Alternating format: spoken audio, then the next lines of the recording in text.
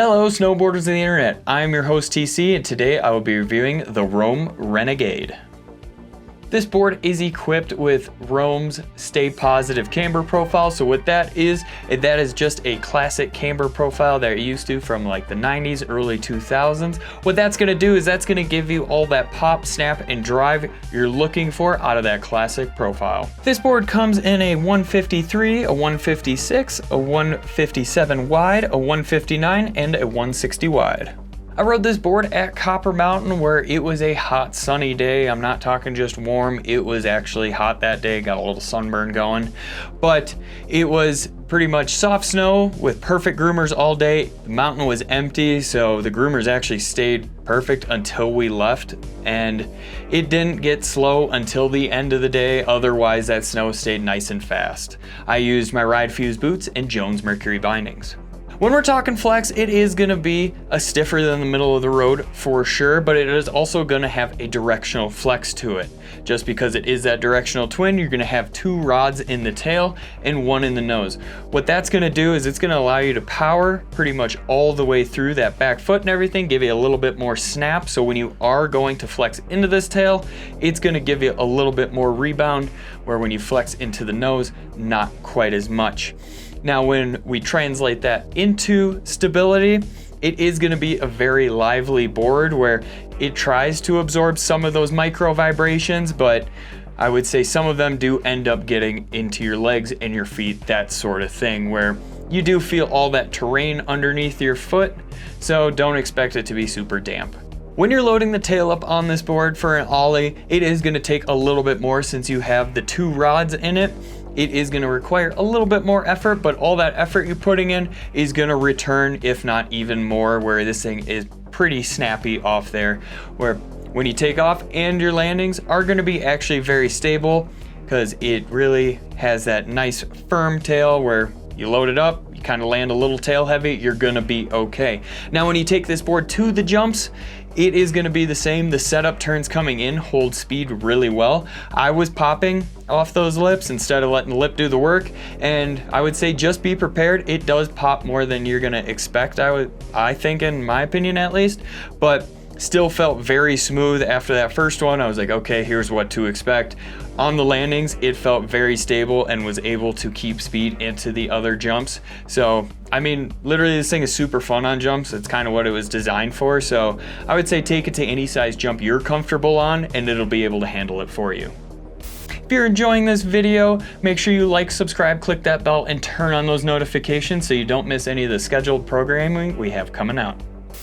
When you're going to press into this board to butter or even jib, just realize it's gonna take a little bit more effort, especially on the tail here, since you do have those two rods on the tail. It definitely felt like it was fighting me the whole way. I found the sweet spot pretty much right at those rods, but that being said, it did want to return to its regular form and not be pressed into. When it does exit the press, expect to pop out, especially from the tail here, because it's gonna give you a little bit extra. So if you wanna spin out, it's got you covered. Now on the nose, it is a little bit easier because of that directional flex. The nose is gonna be a little softer. So instead of feeling it fighting you, you're just gonna feel a little bit of resistance there. When we transition that into how it jibs, it's very similar. It fought me the whole way on tail presses, and it fought me a little more on the nose presses as well. When I was sliding it sideways, it felt a little bit clunky. If you came onto the rail a little big or something like that, you definitely felt it, and it gave you a little buck to let you know. But apart from that, if you're pretty proficient on rails, you sliding it sideways, it's gonna hold for you just like a regular snowboard. I wasn't really impressed with the carving on this board. Yeah, those short, quick carves were totally fine because you're not really digging the edge in or anything like that. When it got to those medium and larger carves, it felt like everything was pretty much a setup turn. And what I mean by that is when you're coming into a jump, you're just kind of setting that edge, trying to keep your speed, not digging in too much because you'll sink into the lip, all that jazz. But that's pretty much how this thing felt when you're carving it all mountain. Speed is definitely going to be your friend when you're carving it, but I just felt like it lacked a little bit there, and I didn't even try to Euro carve it just because of how it handled on those larger carves. I didn't actually expect it to hold for me or anything like that, but I mean, I understand why it carves like this, just because if you look how Rene rides, all of his things are pretty much setup turns just because he is that slope style rider where he doesn't want it to dig in super deep, and I get that, and that's why it's made this way. Rider in mind. This board was designed for, well, pretty much Rene-Gade, but if you're not him, it's pretty much going to be designed for that rider that really wants to hit all transition, big jumps, that sort of thing. Pretty much live in the park, not hit too many rails, but if they are going to, they are definitely an advanced rail rider where they know how to muscle everything around and not get hooked up by how aggressive this board is.